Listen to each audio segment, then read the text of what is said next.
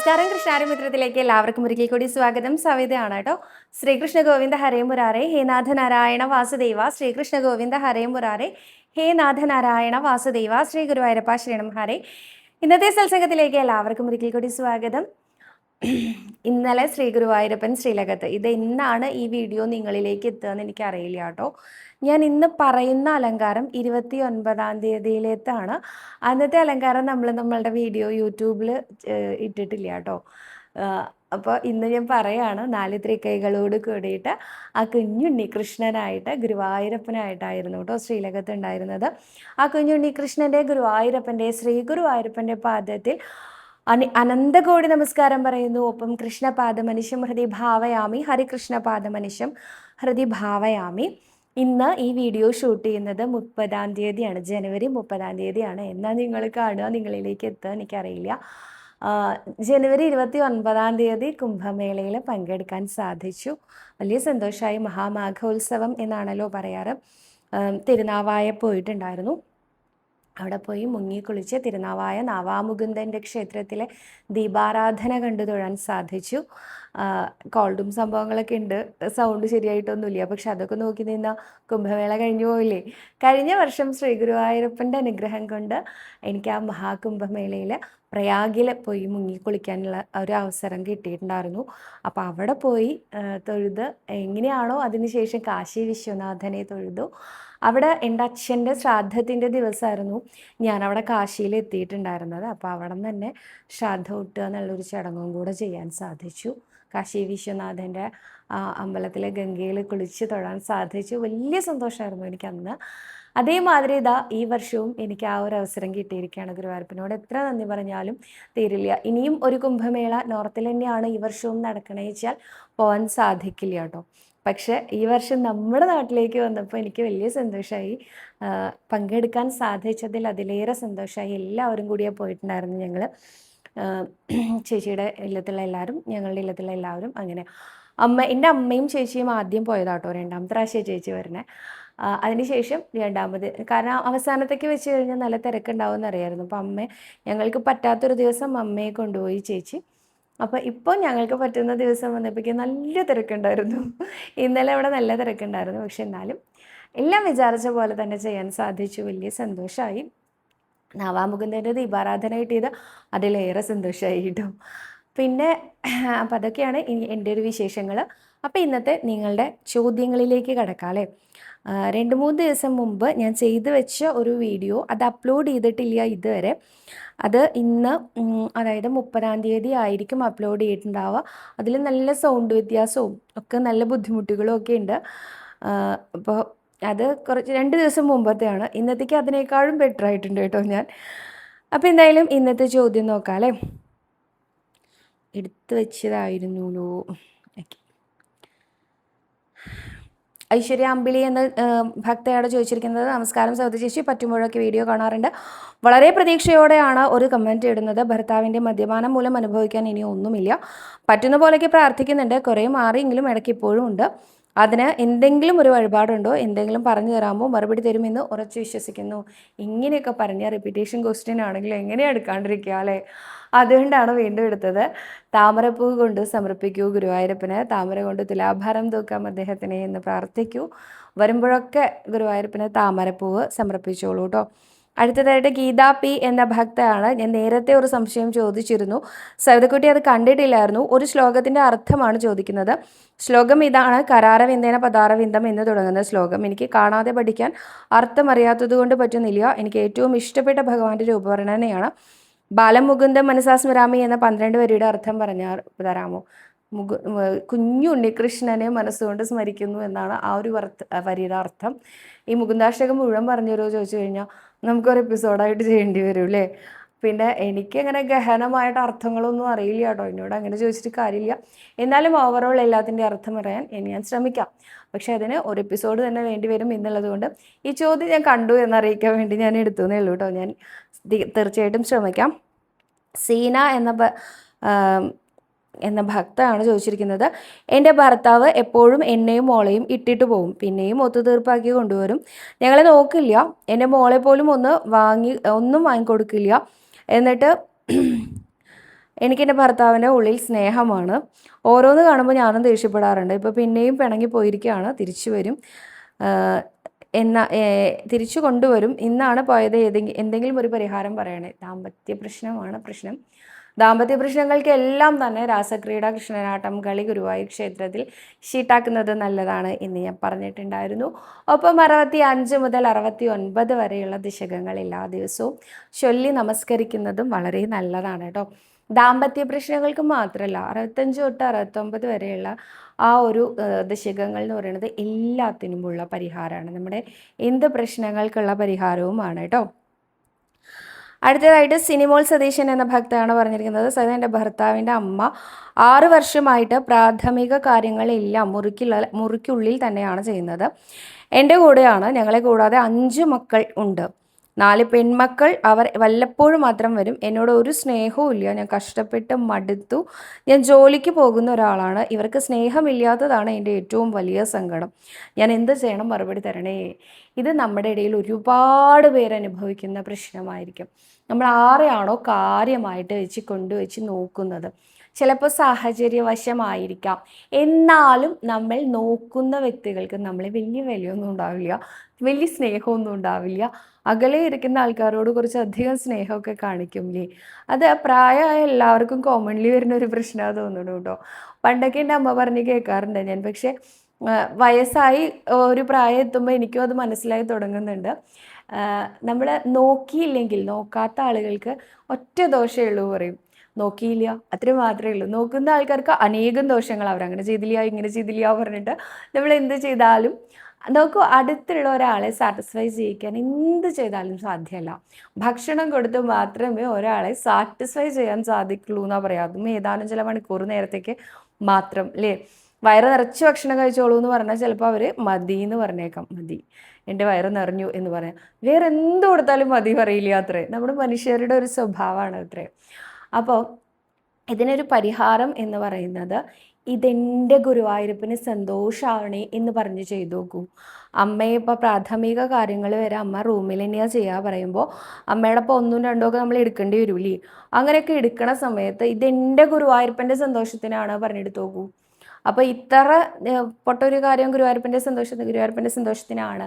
ഭഗവാന് ഇതിനെല്ലാം വലിയ കണക്കുണ്ട് കേട്ടോ.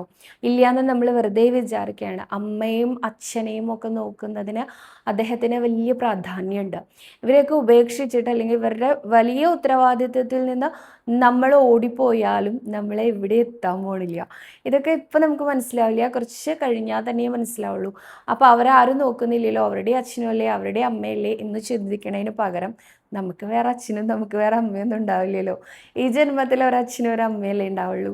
മക്കൾ അനേകം പേരുണ്ടാവും, പക്ഷെ അച്ഛനമ്മമാർ ഒരാളല്ലേ ഉണ്ടാവുള്ളൂ. അപ്പം അങ്ങനെ വിചാരിച്ച് നമ്മൾ നോക്കേണ്ടി വരും. നമ്മുടെ ഒരു സാഹചര്യം, പ്രത്യേകിച്ച് നമ്മൾ ഇത്തിരി പാവാണെങ്കിൽ എന്തായാലും നമ്മൾ നോക്കേണ്ടി വരില്ലേ.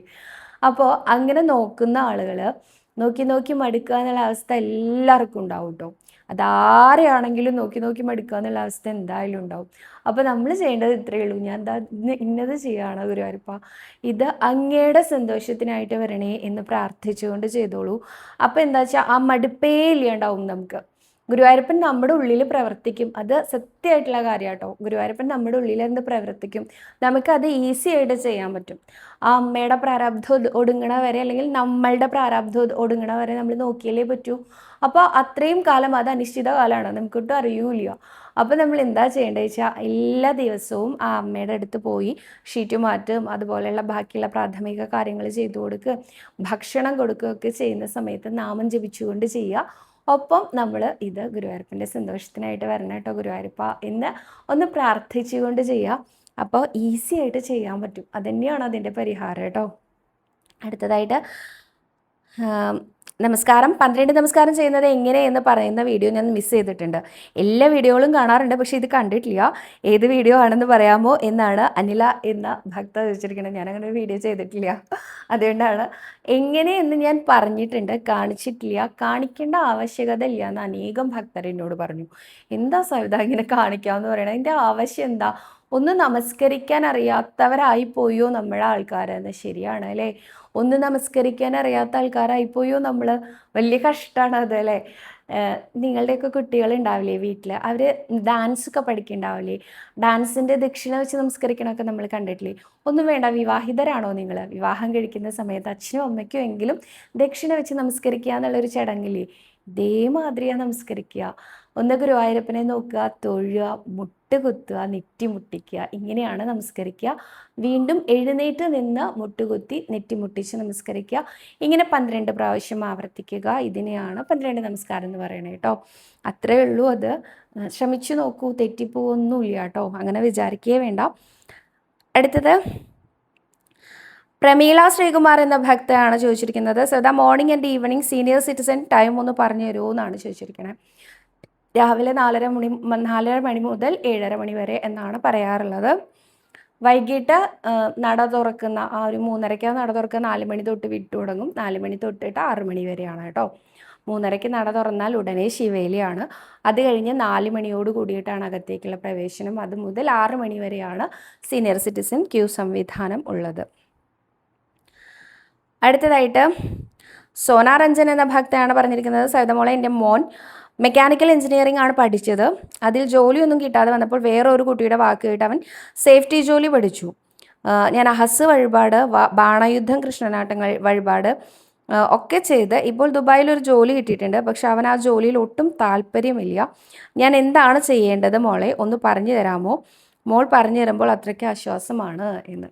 ഞാൻ പറയാറുള്ള പരിഹാരങ്ങളൊക്കെ ഓൾറെഡി ചെയ്തു എന്ന് പറഞ്ഞു. അഹസാണ് ജോലി സംബന്ധമായിട്ടുള്ള എല്ലാ കാര്യത്തിനും അഹസ് വഴിപാട് എന്ന് പറഞ്ഞിരുന്നു. അതേപോലെ തന്നെ ബാണയുദ്ധം ഷീട്ടാക്കി എന്ന് പറഞ്ഞിരുന്നു. നാമം എഴുതിക്കോളൂ കേട്ടോ. നാമമാല കോർത്ത് ഗുരുവായൂരപ്പന് കൊണ്ടുവന്ന് സമർപ്പിച്ചോളൂ.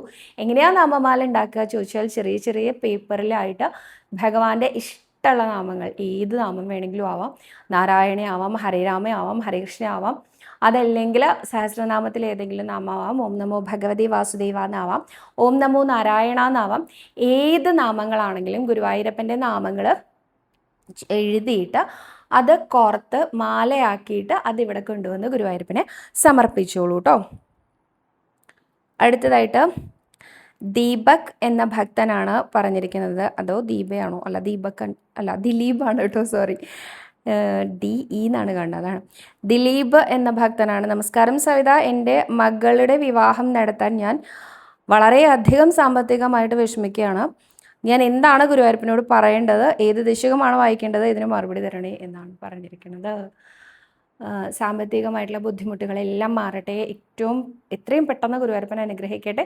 നാരായണീയത്തിലെ 87ാമത്തെ ദശകം ചൊല്ലി നമസ്കരിച്ചോളൂ. ഒപ്പം രാജസൂയം എന്ന ആ ഒരു ദശകമുണ്ട്. 85ാമത്തെ ദശകമാണ് കേട്ടോ അത്. 85ാമത്തെ ദശകം രാജസൂയമാണ്. അത് എല്ലാ ദിവസവും ചൊല്ലി നമസ്കരിച്ചോളൂ.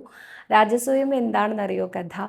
പാണ്ഡവരുടെ രാജസൂയ യജ്ഞം ഭഗവാൻ വളരെ ഭംഗിയായിട്ട് നടത്തി കൊടുക്കുന്നതാണ് ആ ഒരു ഭാഗം എന്ന് പറയുന്നത്. യുധിഷ്ഠിരന് ദിഗ്വിജയം ചെയ്ത രാജസൂയ യജ്ഞം നടത്തണം എന്ന് ആഗ്രഹം വന്നപ്പോൾ ഗുരുവായൂരപ്പനോട്, നമ്മുടെ ഉണ്ണികൃഷ്ണനോട്, ദ്വാരകാധീശൻ ശ്രീകൃഷ്ണനോട് അതിനുള്ള അനുവാദം ചോദിക്കുമ്പോൾ ഭഗവാൻ മുൻകൈ എടുത്ത് എല്ലാം ഭംഗിയായിട്ട് നടത്തി കൊടുക്കുന്നതാണ്. അനേകം ദിവസങ്ങളോളം നീണ്ടു നിൽക്കുന്ന ഈ യജ്ഞത്തിൽ എന്താ പറയുക, വരുന്ന ആളുകളെ കാല് കഴുകി സ്വീകരിക്കുന്ന ഇടം മുതൽ അവർക്ക് ഭക്ഷണവും അതുപോലെ തന്നെ വിശ്രമവും എല്ലാം ഒരുക്കി കൊടുക്കുന്നത് വരെ സർവം കൃഷ്ണമയമായിരുന്നു എന്ന് പറയാറുണ്ട് കേട്ടോ. എല്ലായിടത്തും നോക്കിയാലും ഇത് പറയുന്നത് ശിശുപാലൻ്റെ കണ്ണിലൂടെ കാണുന്നതാണ്. ശിശുപാലന് ഭഗവാൻ ഇഷ്ടമല്ല, കൃഷ്ണനെ ഇഷ്ടമല്ല. എന്നാൽ ശിശുപാലനെ പാണ്ഡവർ ക്ഷണിച്ചിട്ടുമുണ്ട്. അപ്പോൾ വരാതിരിക്കാൻ പറ്റില്ല.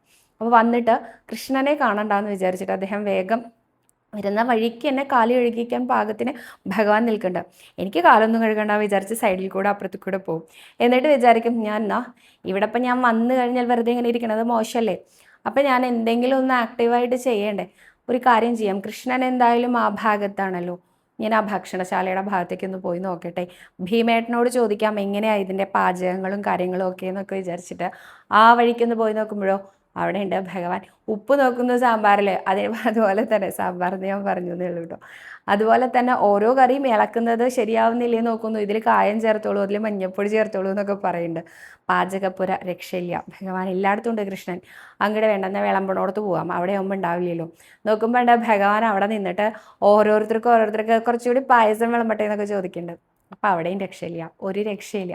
എന്നാൽ വേണ്ട, ഞാൻ വിശ്രമിക്കുന്ന ആൾക്കാരുടെ അടുത്ത് വിശ്രമം അതിൻ്റെ കാര്യങ്ങളൊക്കെ എങ്ങനെയാണ്, അതൊക്കെ ഏർപ്പാടാക്കിയിട്ടില്ലേ, ശരിയാവണില്ലേ എന്നൊക്കെ നോക്കട്ടെ എന്ന് കരുതി അങ്ങോട്ട് പോകുമ്പോഴോ അവിടെ ഉണ്ട് ഭഗവാൻ ദാ ഈ മുറിയുടെ സൗകര്യങ്ങളൊക്കെ മതിയായില്ലേ, വേറെ എന്തെങ്കിലും ഞാനിവിടെ ഒരുക്കി കൊണ്ടുവരണോ, ഏട്ടനോട് ജ്യേഷ്ഠനോട് എന്തെങ്കിലും പറയാനുണ്ടോ എന്നൊക്കെ ചോദിച്ചുകൊണ്ട് അവിടെ നിൽക്കുന്നു. അപ്പം അവിടെയും ഒരു രക്ഷയില്ല. എവിടെ നോക്കിയാലും ഈ കൃഷ്ണനില്ലാത്ത ഒരു ഭാഗം പോലും ഇല്ല. അല്ലെങ്കിലും പാണ്ഡവർക്ക് എങ്ങനെയാ കൃഷ്ണനില്ലാണ്ട് ഇവർക്ക് കഴിച്ചു കൂട്ടാൻ വയ്യ എന്നൊക്കെ പറഞ്ഞ് ദേഷ്യം പിടിച്ച് ശിശുപാലൻ പോകുന്ന ഒരു ഭാഗം ഉണ്ട് എന്ന് കേട്ടിട്ടുണ്ട്. അപ്പോൾ രാജസൂയ യജ്ഞം ഭഗവാൻ മുൻകൈ എടുത്ത് വളരെ ഭംഗിയായി നടത്തി കൊടുത്തിട്ടുള്ളതാണ്. അതുകൊണ്ട് ഞാനൊക്കെ ചെയ്യാറുള്ളതാണ് കേട്ടോ. എൻ്റെയൊക്കെ ഗൃഹങ്ങളിൽ എന്തെങ്കിലും ഫംഗ്ഷൻ വരികയാണെങ്കിൽ വല്ലാത്തൊരു പേടിയും ആദ്യം കയറാറുണ്ട്. എനിക്കൊന്നും ചെയ്യാറില്ല. വരുന്നവരെ ഒന്ന് ശരിക്കും സൽക്കരിക്കാനും സ്വീകരിക്കാനും പോലും എനിക്ക് അറിയില്ല, ഈ ലോഹ്യം പറയാൻ അറിയില്ല. അപ്പോൾ അവർക്കൊക്കെ എന്താ തോന്നുക നിശല്യ. അപ്പം ഞാൻ എന്താ ചെയ്യുക വെച്ചാൽ രാജസൂയം ചൊല്ലി നമസ്കരിക്കും, ഗുരുവായൂരപ്പ ഫുഡ് കമ്മിയാവരുത്, വിളിക്കുന്ന ആൾക്കാർക്ക് ഇനഫ് ഫുഡ് കൊടുക്കാനുണ്ടാവണം, അവർക്കൊരു നീരസം തോന്നരുത് മനസ്സിൽ, അയ്യോ ഈ കുട്ടി വന്നിട്ട് മര്യാദയ്ക്ക് സംസാരിച്ചില്ലല്ലോ പെരുമാറിയില്ലല്ലോ എന്ന് തോന്നരുത്. ഇങ്ങനെ എല്ലാ ഭാഗങ്ങളും ഭംഗിയായിട്ട് തീരാൻ വേറെ എന്താ ചെയ്യുക, ഗുരുവായൂരപ്പനോട് പറയല്ലാണ്ടേ. അപ്പോൾ 85ാമത്തേത് ശിഖൻ ചൊല്ലി നമസ്കരിക്കാറുണ്ട് കേട്ടോ. അപ്പം അങ്ങനെ ചെയ്യുന്നതും വളരെ നല്ലതാണ്. സാമ്പത്തികമായിട്ടുള്ള ബുദ്ധിമുട്ടുകൾ മാറിയിട്ട് എത്രയും പെട്ടെന്ന് ആ കുട്ടിയുടെ വിവാഹം വളരെ മംഗളകരമായിട്ട് അനുകൂലനും അനുയോജ്യനുമായിട്ടുള്ള ഒരു വരനാൽ നിശ്ചയിക്കപ്പെടട്ടെ, നടത്തപ്പെടട്ടെ. അടുത്തതായിട്ട് മറ്റൊരാൾക്ക് വേണ്ടി നേർച്ച നേർന്നു. ദൂരെയുള്ള ആളാണ്, എൻ്റെ ഹസ്ബൻഡിൻ്റെ ഫ്രണ്ടിൻ്റെ ഭാര്യയ്ക്ക് വേണ്ടിയാണ്. ഞാൻ ഇതുവരെ കണ്ടിട്ടില്ല, വാട്സപ്പ് വഴിയുള്ള കോണ്ടാക്ട് മാത്രമാണ്. തുലാഭാരം നേർന്നിട്ടുണ്ട്. ബ്രസ്റ്റിനൊരു മുഴയുണ്ടായിരുന്നു, ഇപ്പോൾ അത് കുഴപ്പമില്ല എന്നറിഞ്ഞു. ആൾ ഗൾഫിലാണ്, ആളെ കൊണ്ട് ചെയ്യാൻ പറ്റുമോ എന്നറിയില്ല. അന്നേരം അങ്ങനെ നേർന്നു പോയി. തത്തുല്യമായ എന്തെങ്കിലും ചെയ്യാൻ പറ്റുമോ എന്നൊന്ന് പറഞ്ഞു തരൂ പ്ലീസ് എന്നാണ് ഗോപിക എന്ന ഭക്ത ചോദിച്ചിരിക്കുന്നത്. തത്തുല്യമായ എന്നല്ല, പ്രായശ്ചിത്തം ചെയ്യുക എന്നുള്ളതേ ചെയ്യാൻ പറ്റുള്ളൂ. കാരണം നമ്മൾ നേർന്ന വഴിപാട് തന്നെയാണ്, അത് ചെയ്യേണ്ടത് അത്യാവശ്യമാണ്. വരുന്ന സമയത്ത് ചെയ്യാൻ ശ്രമിക്കൂ, അവരോടത് പറഞ്ഞു നോക്കൂ. എന്തായാലും നേർന്ന ആൾക്കൊരു ദോഷവും വരാതിരിക്കാൻ ഒരു പിടി പണം എണ്ണാതെ എടുത്ത് ഭഗവാന്റെ മുമ്പിൽ സമർപ്പിച്ചോളൂ. പിടിപ്പണം പ്രായശ്ചിത്തപ്പണം എന്നുകൂടി അറിയപ്പെടാറുണ്ട്. അതിനാണ് കണക്കൊന്നുമില്ല കേട്ടോ. ഒരു പിടി, അത് ഞാനിങ്ങനെ പറഞ്ഞപ്പോൾ ഒരു പിടി ഇങ്ങനെയാണോ എടുക്കേണ്ടത്, അത് ഇങ്ങനെയാണോ എടുക്കേണ്ടതെന്ന് ചോദിച്ചിരുന്നു. അതൊക്കെ ഭക്തൻ്റെ ഇഷ്ടമാണ് കേട്ടോ, എങ്ങനെ വേണമെങ്കിലും എടുക്കാം. മഞ്ഞപ്പട്ടിൽ പൊതിഞ്ഞാണോ കൊണ്ടുവരേണ്ടത് അല്ലാതെയാണോ, അങ്ങനെയൊന്നുമില്ല, അതും നിങ്ങളുടെ ഇഷ്ടമാണ്. മഞ്ഞപ്പട്ടിൽ പൊതിഞ്ഞാണോ നിങ്ങൾക്ക് കൊണ്ടുവരാൻ തോന്നുന്നത് എങ്കിൽ അങ്ങനെ കൊണ്ടുവന്നോളൂ, അതല്ല വെറുതെ കൊണ്ടുവരാനാണോ തോന്നുന്നത് എങ്കിൽ അങ്ങനെ കൊണ്ടുവന്നോളൂ കേട്ടോ. അതിനങ്ങനെ പ്രത്യേകിച്ച് കണക്കൊന്നുമില്ല. അങ്ങനെ കൊണ്ടുവന്ന് സമർപ്പിച്ച് തെറ്റും മാപ്പും പറഞ്ഞ് ഭഗവാന്റെ മുമ്പിൽ നമസ്കരിച്ചോളൂ കേട്ടോ. അതേമാതിരി മുഴ എടുത്തു വെക്കുക എന്നുള്ളൊരു വഴിപാടുണ്ട് കേട്ടോ. എന്തെങ്കിലും തരത്തിലുള്ള മുഴ ശല്യം നമ്മുടെ ശരീരത്തിൽ ഉണ്ടാവുന്നുണ്ടെങ്കിൽ ആൾരൂപം വഴിപാട് എടുത്ത് വയ്ക്കുന്നിടത്ത് മുഴ എടുത്ത് വയ്ക്കുക എന്ന് പറഞ്ഞൊരു വഴിപാട് കൂടിയുണ്ട് കേട്ടോ. അടുത്തതായിട്ട് ഹായ് സവിതശേഷി, സുഖമല്ലേ? എൻ്റെ പേര് വിനിത, എനിക്ക് 3 കുട്ടികളാണ്. ഇത് ഞാൻ മുന്നേ വായിച്ചൊരു ചോദ്യമാണ് എന്ന് വിചാരിക്കുന്നു, അതുകൊണ്ടത് ഞാൻ സ്കിപ്പ് ചെയ്യുകയാണ് കേട്ടോ. അപ്പോൾ ഇന്ന് അത്രയും ചോദ്യങ്ങളും ഉത്തരങ്ങളും ഉള്ളൂ. കുഞ്ഞു വീഡിയോ ആണ്. അടുത്ത ദിവസം കൂടുതൽ ചോദ്യങ്ങളും കൂടുതൽ ഉത്തരങ്ങളും ഒക്കെ ആയിട്ട് വരാമെന്ന് വിചാരിക്കുന്നു. ശ്രീ ഗുരുവായൂരപ്പൻ്റെ അനുഗ്രഹം ഉണ്ടെങ്കിൽ കുറച്ച് കഥകളും ഒക്കെ ആയിട്ട് വരാമെന്ന് വിചാരിക്കുന്നു. അതുൽ പി നാഥ് എന്ന ഭക്തൻ ചോദിച്ചിട്ടുണ്ട്, വൃന്ദാവന യാത്രയെക്കുറിച്ച് പറയൂ, എന്നാണ് വൃന്ദാവനത്തിലേക്ക് പോകുന്നത്, എന്നാണ് തിരിച്ചു വരിക, വൃന്ദാവന യാത്രയുടെ വീഡിയോസ് ഉണ്ടാകുമോ എന്നെല്ലാം ചോദിച്ചിട്ടുണ്ടായിരുന്നു കേട്ടോ. ജേണി ജംഗ്ഷൻ എന്ന ഒരു ട്രാവൽ ഏജൻസിയുടെ കൂടെയാണ് ഞങ്ങൾ പോകുന്നത്. ഫെബ്രുവരി 7-ാം തീയതിയാണ് ഞങ്ങളുടെ യാത്ര പ്ലാൻ ചെയ്യുന്നത്. ഫെബ്രുവരി 7-ാം തീയതി വൈകിട്ടാണ്. തൃശ്ശൂരിൽ നിന്നാണ് ഞങ്ങൾ ജോയിൻ ചെയ്യുന്നത്.